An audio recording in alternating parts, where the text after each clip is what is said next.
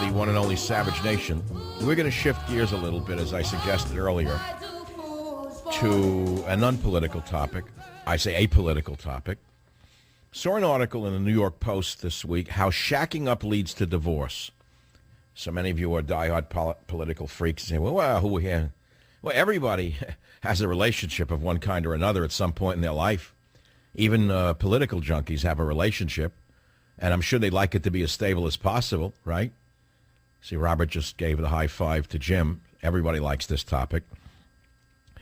And the question is, how does shacking up lead to divorce?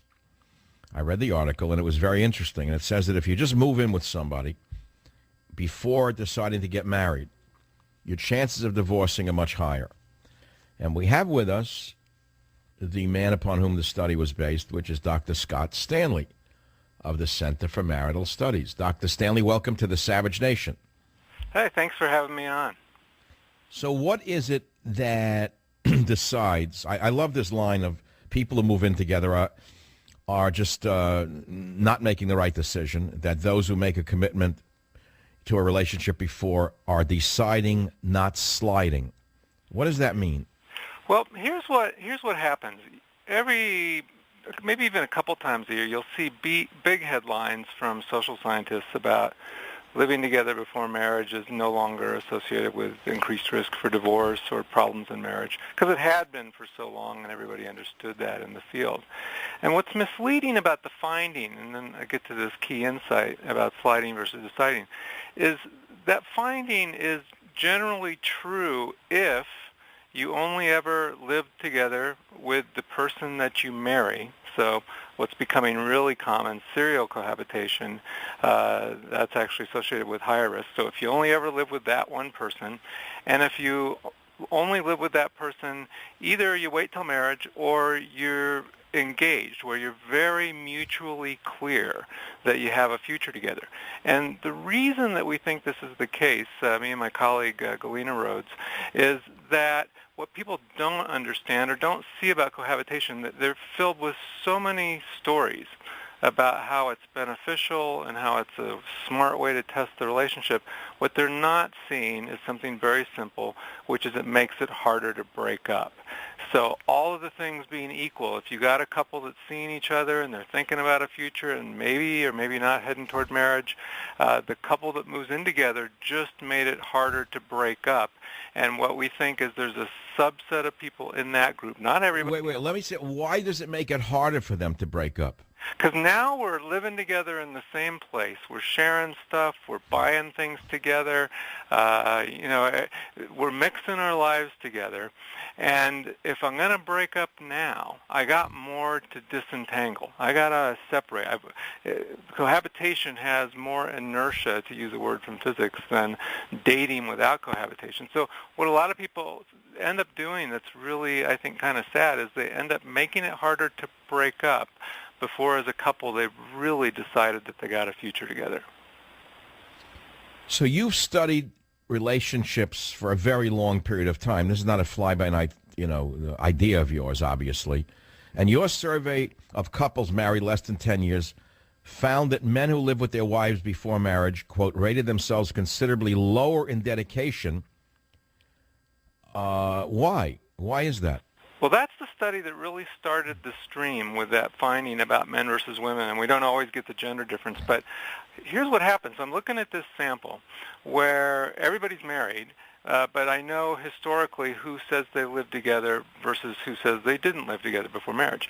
And in these people, that they're all married, but the men in the relationships that said they lived with their wives before marriage were saying that on average they were substantially less dedicated to their wives in their marriage now than the women were. Now, again, we don't always get the gender finding, but that started the insight because I was really thinking about, well, how could that be? How could that be? And the insight finally came, and this came out of a lot of research I've done on commitment over the years, where I break apart the dedication part from the constraint part, the want to. I love this thing. You put out a video entitled Relationship DUI, Decisions Under the Influence of First Love, which I thought was very clever. And you wrote this, you know how it is in the beginning. You're just living your life, and then wham, you run into your soulmate, and your whole world becomes vibrant. And your video describes the joy-inducing chemicals released into the body at the start of a relationship, from dopamine to oxytocin, and how they can actually cloud our decisions. Sexual activity, you write, increases the production of these chemicals. But even just going out to dinner with someone you're falling in love with can have this effect. And under the influence of these drugs, the video explains, we start doing things that lock us into a relationship, such as we get a joint cell phone plan, we co-sign a car loan, we adopt a dog together. But then after a few months, when the chemical high wears off, things may look differently. Suddenly you wake up and you realize that you don't really want to be with this person. You write, you acted on the belief that you had a timeless love, but in reality, you had a time-limited chemical high. And now you've made it extremely hard to disentangle yourself. I thought that was very, very brilliant, honestly, Dr. Stanley, because I've never seen it connected that way. I've known about dopamine, oxytocin, when you're into the sexual thing, but I never put two and two together with regard to relationships, and I think you have. Yeah, and I think it's a really simple insight. So going back to those men and the message in that relationship DUI video that's on YouTube, people can go see it, is some people actually, I think, marry somebody they wouldn't have married had they not moved in together. Because, again, it's a really simple fact. Some people are making it harder to break up before they really understood who this person is, do we have a future together, and is it mutual? Has anyone done a study? Now, I want to jump to another level. There are communities, small, isolated communities of religious people who do arranged marriages where there's no love at all. They're basically selected based upon family genealogy. And their theory is, and I've spoken with these people in these communities, is that you learn to love someone you're living with. You don't have to love them prior to living with them. Any ideas on that concept? I can't tell you how good of research there is on that, but there's definitely the basic idea that absolutely happens for some people. So again, think about these two constructs of dedication versus constraint. Some people do just even start with constraint, like in an arranged marriage, and then the dedication, the devotion to each other develops.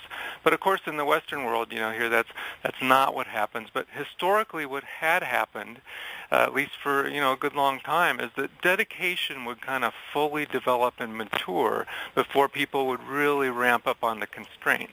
And what people are doing now, since they perceive living together as so easy and such a great idea, many people are actually really ramping up on the constraints before dedication is really developed and matured. You write this. You say people don't assume the way they once did that shacking up is a step on the way to marriage. They don't assume it anymore. They figure they'll live together, and then when they're through with each other, throw each other out of their lives, right? That's exactly right. And one of the greatest changes, even just in the last 7 years or so, is even 15 years ago, you saw a couple living together, you could pretty well assume they're going to get married. I mean, it was like a clear stepping stone. But a lot of great research in just the last few years has shown that's even breaking down now, where people are increasingly likely to break up and not end up in marriage. And I think what cohabitation is becoming is something I call cohabitating. It's kind of becoming part of dating. Now, people might ask, well, hey, you just said it makes it harder to break up, but then you also said people break up all the time when they cohabit. That's right. The key point, and you're getting the exact point right, is it's that comparison. You're making it harder to break up relative to dating, not cohabiting, but a lot of cohabiting relationships are not ending up in marriage. And So in plain English, the old traditional dating, engagement, marriage works better than let's move in together and see how it goes. It's exactly right, and it works really well because it makes people slow down and look for things they should be looking for before they get locked in. So you must be attacked by the, for want of a better word, the progressives, for your arguing that. I mean, this is a very political study that you've published. It's turned out to be pretty amazingly not the case, and I think the reason is, first off, my colleague Galena Rhodes and my other colleague Howard Markman, I'm more conservative, but they're definitely dyed-in-the-wool deep liberals. But more importantly, the research we've done is very good. We've shown these things and pieces of the theory in study after study. So our work is highly respected in the field. And when you break it down, when you think about the way that I'm putting it, I'm not preaching at people. I'm not shaking my finger at Right. people. In other words, you're not lecturing them saying God wants you to do this. Yeah. What you're saying is, here's what the research shows. That's right, and we're pointing out something that's actually pretty obvious once you see it, but nothing in the culture right now tells a young person this. I like the conclusion of the New York Post article entitled How Shacking Up Leads to Divorce, where she writes, the more you can get to know your possible life mate without locking yourself in, the better chance you have of breaking up with the wrong person and finding the right one. This used to be called dating. There you go. Who can argue with that, really? I mean, the logic is pretty brutal and simple. Relationship DUI, it's a YouTube video? Is that what it is? That's right. It's on YouTube. We put it up earlier this week, and it really explains things very I'm quickly. glad I saw this week and decided to have you on. I mean, mainly this is a political show, but this is quite interesting, and who doesn't want a good relationship? Dr. Scott Stanley, thank you very much for being with us on the Savage Nation. Thank you very much, Michael. I appreciate it. You're